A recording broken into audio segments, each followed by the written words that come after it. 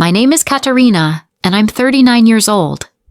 After nearly 2 decades of relentless work in construction and real estate development, I finally touched the greatest dream of my life. A modern villa perched on the hillside of West Sanibela, where each night I could step onto the balcony and take in the shimmering lights of the valley below. I personally chose every brick, every ceiling detail, every transparent glass panel lining the southern wall. Not because I was obsessed with minutiae, but because every detail was a testament to the persistence behind the journey. The sleepless nights buried in technical drawings, the hundreds of budget revisions, and the quiet sacrifices no one else saw. This house wasn't just a place to live. It was a declaration that I, a single woman raised in a family that clung tightly to traditional values, where women were expected to marry before it's too late, had dared to live by my own design. I had defied every doubt, every whisper, every moment I was underestimated because I didn't follow the family's script. The day I signed the ownership papers, I cried. Not out of sentimentality, but because it was the first time I felt entirely free. Not the freedom of escape, the freedom of standing exactly where I chose to be in something I built entirely on my own. The housewarming party was scheduled for the weekend. I'd hired a professional events team, selected a menu from my favorite French restaurant, and even ordered custom lavender arrangements to line the entry path. I wanted it to be special, not extravagant, but meaningful for the people who had walked beside me on this long road. Every corner of the villa bore my signature: a soundproof home office for upcoming projects, an open kitchen with pristine white granite I personally selected in Italy, and a backyard with an infinity pool overlooking the valley. I lived alone, but I was never lonely. Every blueprint was a conversation, every building a story. And this villa was my most personal story yet, living proof that you don't have to wait for someone to give you something.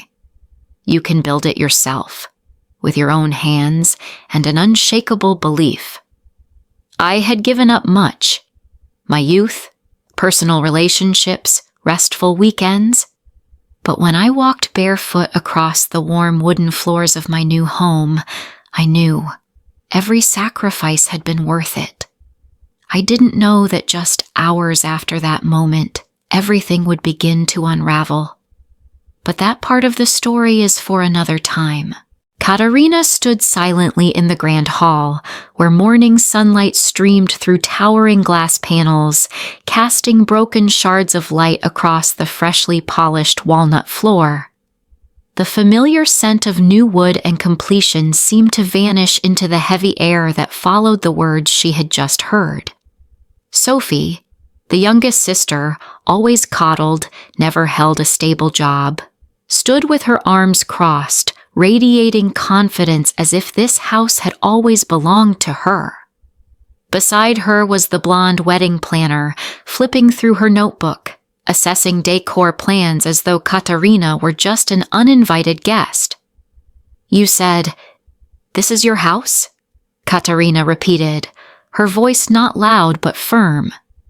Sophie gave a soft smile, like she was talking to a naive child. "Mom and Dad thought you'd understand. You don't need all this space for yourself. I'm starting a new family. I need a stable place to begin." Before Katarina could respond, her parents, David and Margaret, entered from the back door. Margaret didn't even look at her daughter, but went straight to the planner, pointing out where to place the floral arch. David muttered, "Don't blow this out of proportion." "It's for the family." "For the family?" Katarina scoffed, walking to the dining room where she opened her laptop. Within minutes, she pulled up all the documentation: construction contracts, city permits, payment receipts, all under her name, Katarina M. Albrecht. She printed out the property deed and held it up. This house belongs to me, legally and entirely. No one has the right to hand it away like a wedding favor." The room fell silent. Sophie's face paled. David turned away. Margaret, still calm, said, "You're tired, honey. Just think of your sister. You can always build another house." Katerina exhaled. "None of you even asked if I agreed. You decided and expected me to understand." Then Margaret slipped. "Technically, the paperwork's still flexible. Your father signed some documents." "What documents?" Katerina cut in coldly. "I never authorized anything. If someone did this behind my back, that's fraud." In that instant, it all became clear. This wasn't a misunderstanding. It was a calculated act, disguised as family concern. Katerina typed quickly on her phone. "Alex, send me all property files. Have the locks changed, ASAP." Then she turned to them, her eyes sharp. "You have 10 minutes to leave, or I'll call the police and file for trespassing." They left in silence, her mother crying, Sophie glaring like she'd been betrayed, her father mute like a shadow. Katerina stood firm, hands trembling slightly. But this time, she didn't shrink.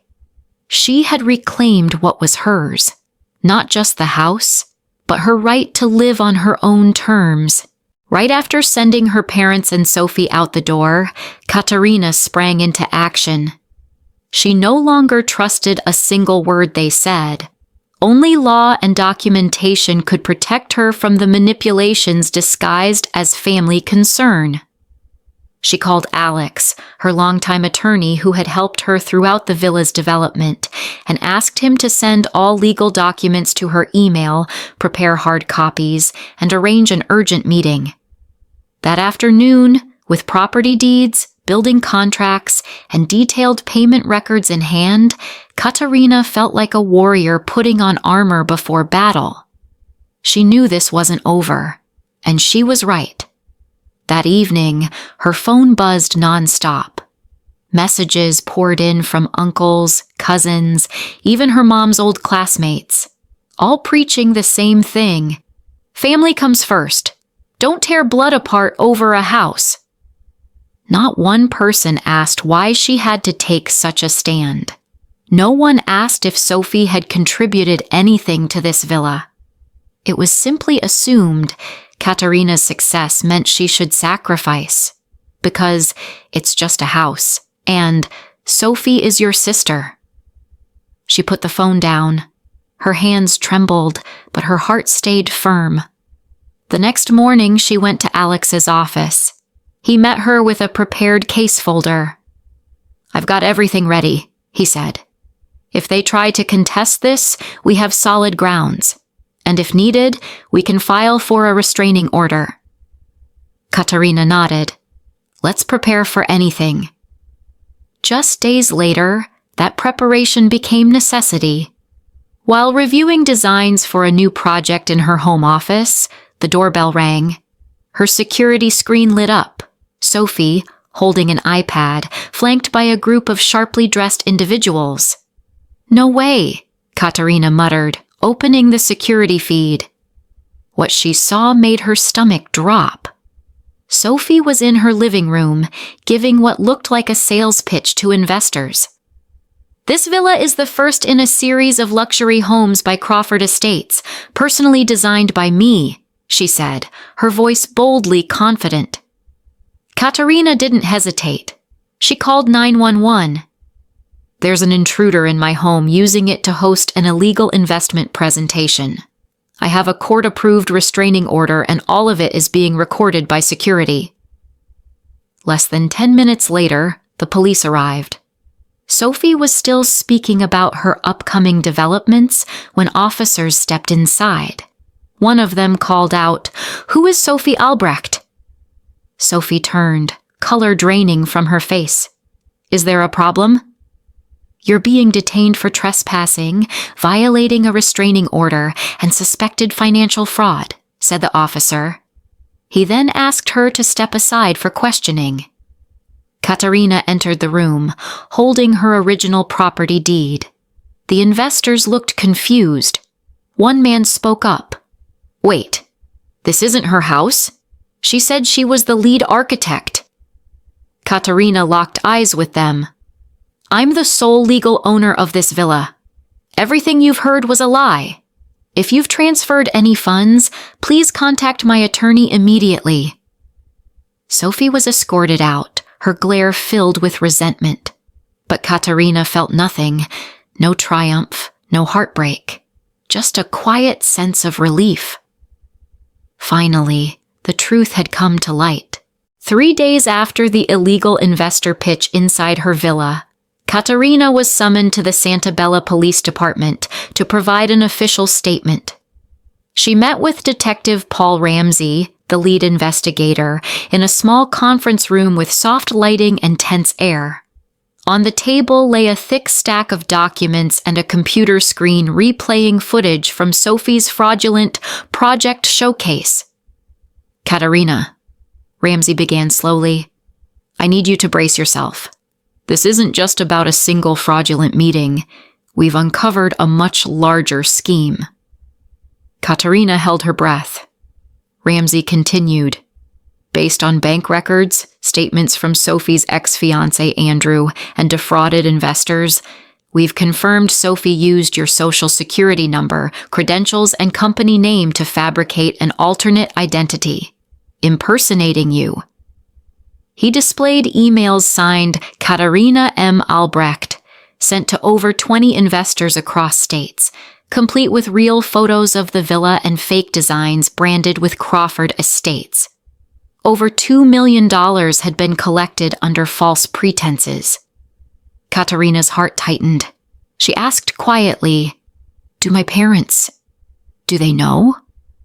Ramsey nodded gravely. "We found loan documents under David and Margaret's names. They co-signed a $750,000 loan for the fake company. If they were aware of Sophie's impersonation, they could be charged as co-conspirators." Katerina felt the chill run through her. "I never authorized any of this. Not to Sophie, not to my parents." "Good. We'll need a signed statement," Ramsey said, handing her a formal affidavit. After the meeting, Katerina sat motionless in her car for hours. Every image, Sophie in her living room, her mother smiling at strangers, her father's silence, now looked like pieces of a plan long in the making. No one had told the truth. No one had protected her. They hadn't just dismissed her efforts. They exploited her name to fund their schemes. That evening, Katerina forwarded all evidence, legal documents, photos, fake emails, to her attorney, Alex. In the email body, she wrote just one line: "We proceed with the lawsuit, impersonation, trespassing, and financial fraud." Soon after, Sophie was officially arrested. Local media covered the story. Photos of her in an orange prison jumpsuit, hands cuffed, appeared in headlines and on the news. Public reaction exploded. Some criticized Katerina for turning on her own sister, but most condemned Sophie, a woman who used family bonds for personal gain. At the first hearing, Katerina appeared as the main witness. Andrew also testified, revealing Sophie's forgeries and deception. "She didn't just fool me," he said. "She used her family to build a fantasy life on a foundation of lies." Sophie tried to deflect blame, claiming it was a misunderstanding between sisters or that she was under pressure to prove herself. But the evidence, bank records, emails, and victims' testimonies, was undeniable. Weeks later, the Santabella court reached a verdict. Sophie Albrecht was guilty of identity theft, financial fraud, and trespassing. Total damages exceeded $2 million. She was sentenced to 10 years in prison. Katerina's parents, due to their signatures on the loan papers, were given 3 years of probation and ordered to pay $150,000 in civil penalties. That day, as Katarina stepped out of the courtroom, she didn't cry. She didn't smile. She simply felt a strange relief, like a weight had finally lifted off her chest after all these years. The air in the courtroom during the sentencing felt thick, as if every emotion had been compressed into silence. Wooden benches creaked under shifting bodies. Katarina sat in the front row, her eyes fixed on the defendant's stand, where Sophie, the sister she once held dear, stood in an orange prison jumpsuit, her cuffed hands resting over a belly just beginning to show signs of pregnancy. The elderly judge's voice rang clear. After reviewing all evidence, witness testimonies, and financial records, this court finds the defendant, Sophie Albrecht, guilty of identity theft, unlawful trespassing, and financial fraud amounting to over $2 million. The defendant is hereby sentenced to 10 years in state prison. Sophie looked up, her eyes vacant. No tears, no resistance, only silence. Behind Katarina sat Andrew, Sophie's former fiancé. He remained quiet, fingers interlocked tightly. He had chosen to stand by the truth, to present evidence, and to walk away from a relationship that had once seemed like the future. Katarina's parents, David and Margaret, were absent. They had been tried separately in a previous hearing and were sentenced to 3 years of probation, along with a $150,000 civil penalty for co-signing fraudulent loan documents in Sophie's name. Katarina didn't feel victorious. She didn't feel satisfaction. What she felt was a quiet relief, a release from the tangled web of family loyalty used as a weapon. A family that once believed love justified deceit. That afternoon, standing at the stone steps of her villa, Katarina paused. The lavender she had planted months ago had bloomed again, its scent carried gently on the breeze. The silence was not empty. It was peaceful. For the first time in months, she heard her own voice clearly, not through others' judgment, but in the stillness of her own heart. News of the sentencing spread quickly. Articles praised Katarina's firmness and transparency. The media began referring to her as the resilient architect, a woman who stood up to her own family to protect her name, her property, and her integrity. Surprisingly, instead of harming her career, the verdict brought a surge of new opportunities. Her firm, Albrecht and Hartman Development, received project proposals she had once only dreamed of. Projects that had previously been delayed because of gender biases were now greenlit with full confidence. Katarina no longer had to prove herself. Her story spoke volumes. But what moved her most wasn't the contracts. It was a handwritten letter from a young architecture student. You taught me that strength isn't always about being tough. Sometimes it's about saying no when someone crosses your line. Katarina kept that letter in her reading room, a space where she spent quiet nights, watching the city lights through wide glass windows. The villa was no longer a symbol of personal triumph. It was a new foundation, one built not just with bricks, but with boundaries, clarity, and the courage to say, enough. 6 months after the trial, Katarina's villa garden had taken on a new life. Rows of lavender had been freshly trimmed, and climbing roses newly planted along the stone path glistened under the soft autumn sun. On the second-floor balcony, Katarina stood in silence, a glass of white wine in hand, watching the city shimmer peacefully below like a painting after a storm. Her life had changed, not just on the outside, but deep within. After all the betrayal, heartache, and court battles, Katarina didn't choose to shrink or live in bitterness. She chose to rebuild, not just her career, but her sense of self. When Sophie's trial first made headlines, Katerina feared it would damage her company's reputation. But the opposite happened. Partners and clients admired her transparency and decisiveness. Instead of withdrawing, they drew closer. Her name, once tied to private blueprints and invoices, now stood as a symbol of integrity. She began receiving speaking invitations from architectural forums, construction summits, and business conferences. At a statewide urban development forum, Katerina took the stage not to talk about her success, but to tell the truth about how a woman in construction once nearly lost everything to her own family. She didn't tell the story for sympathy, but to make a point. Standing up for yourself doesn't mean turning your back on family. It means reclaiming your worth. After her talk, a young architecture student hugged her tightly. "I thought I had to leave this field because I was too soft," the girl said. "But you showed me that strength doesn't mean coldness. It means knowing what you're fighting for." That moment inspired Katerina to start hosting informal gatherings for young women in architecture, those who'd once felt there was no place for them in the industry.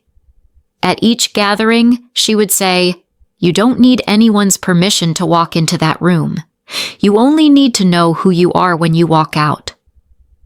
Soon, Katerina founded the Everlight Foundation, a grant initiative for single women seeking careers in construction or design, but lacking resources. She also launched a housing project called Everlight Villas, eco-friendly, affordable homes built not for luxury clients, but for single mothers trying to rebuild, just as she once did. Katerina was no longer just building houses. She was rebuilding trust in herself, in justice, and in the healing power of truth. She didn't need to retaliate against her past. She left it behind and stepped forward with the clarity of someone who knew light isn't something others hand you. It's something you protect day by day. One early autumn morning, before the sun had dried the thin layer of dew on the stone steps outside, Katerina stepped out to collect her mail as usual. Among business letters, project reports, and a few packages from the Everlight Foundation, she spotted a cream-colored envelope. No return address, just one handwritten line. Katerina Albrecht. Her hand froze. Even before opening it, she knew exactly who had written it. She carried it into the reading room and sat in the leather chair by the window, where soft morning light streamed through the gauzy curtains. The faint scent of chamomile tea from the night before still lingered in the air.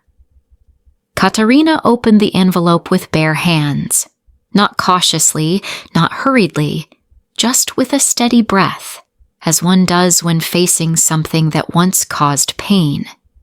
Inside were neatly written lines, Sophie's handwriting.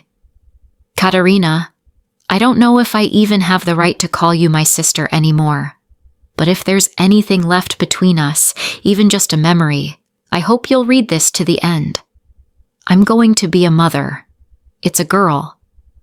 The doctor says she's healthy. Last week, I felt her first kick and I cried. Not from pain, but because for the first time in my life, I wanted to do something right. I know no apology can erase what I did. To you, your home, your name. But I'm trying to change, little by little. In prison, every day is a confrontation with myself. No makeup, no hiding, no one shielding me. I'm not asking for forgiveness.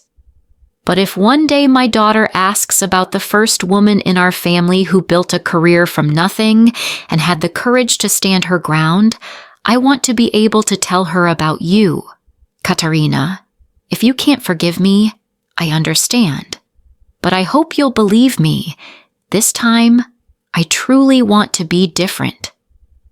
Katerina folded the letter carefully and placed it in the bottom drawer of her file cabinet, the one where she kept things that didn't belong to the present but couldn't quite be thrown away.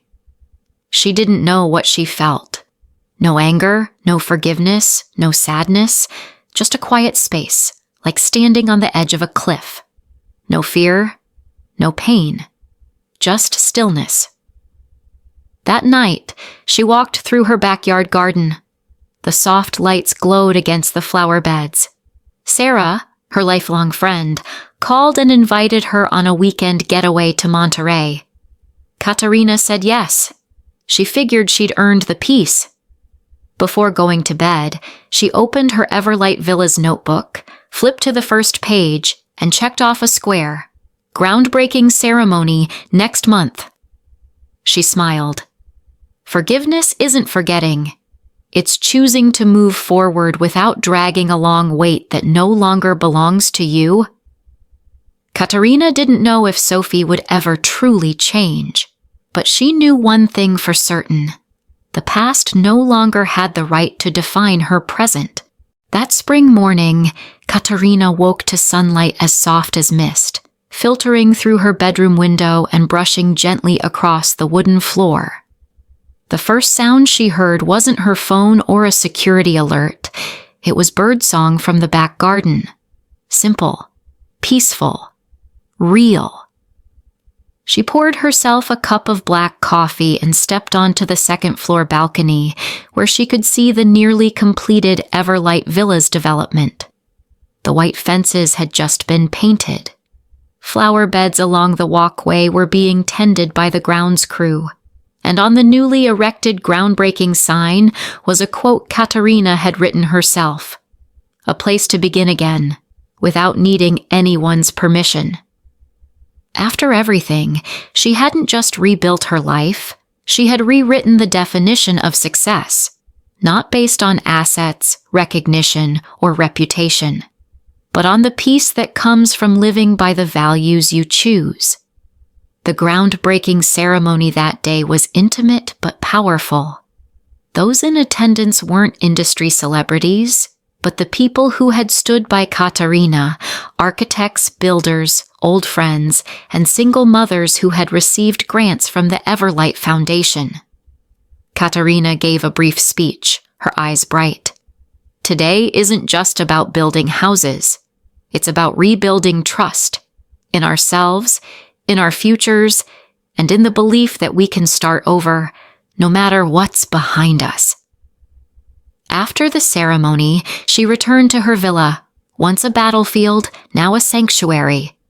That afternoon, she reread letters of gratitude from strangers, students, and colleagues who had once stayed silent, but now stood with her. No one saw her cry, but they weren't tears of pain. They were tears of healing. That night, under the soft glow of her office lamp, Katerina opened her laptop to prepare for her next speaking engagement. On the screen, just beneath her company's logo, was her new tagline, "Success is yours. Don't let anyone steal your light." And Katerina knew it wasn't just a tagline anymore. It was the truth she lived by every single day.